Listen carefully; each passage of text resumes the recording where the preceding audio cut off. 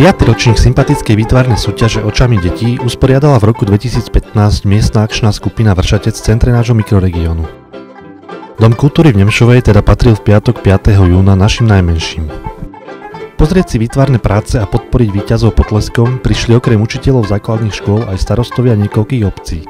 Ja si veľmi vážim takéto podujatie, veľmi si vážim prácu Más Vršatec, že niečo takéto dali dohromady, pretože, ako som si všimla, naozaj tie niektoré výtvory tých detí by určite stáli nielen za to zúčastniť sa tejto súťaže, ale stáli by aj za to byť ako motív na nejakom zaujímavom plagáte alebo na nejakom zaujímavom podujatí. Mladí výtvarníci súťažili v kategóriách 1. a 2. stupeň základných škôl a na výber mali viacero tém, napríklad významné osobnosti regiónu či zvyky a tradície.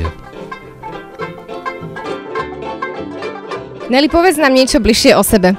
Tak rada mám strašne výtvarnú výchovu, rada korčulujem sa, hrám aj na klavíri. Prečo si namalovala práve Hugolína Gavloviča?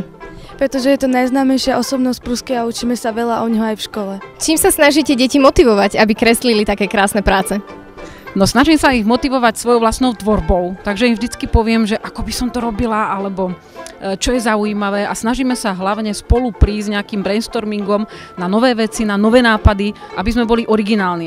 Organizátori si pre zúčastnených nachystali okrem občerstvenia i zaujímavý sprievodný program a autori najlepších prác si so sebou odnesli hodnotné ceny.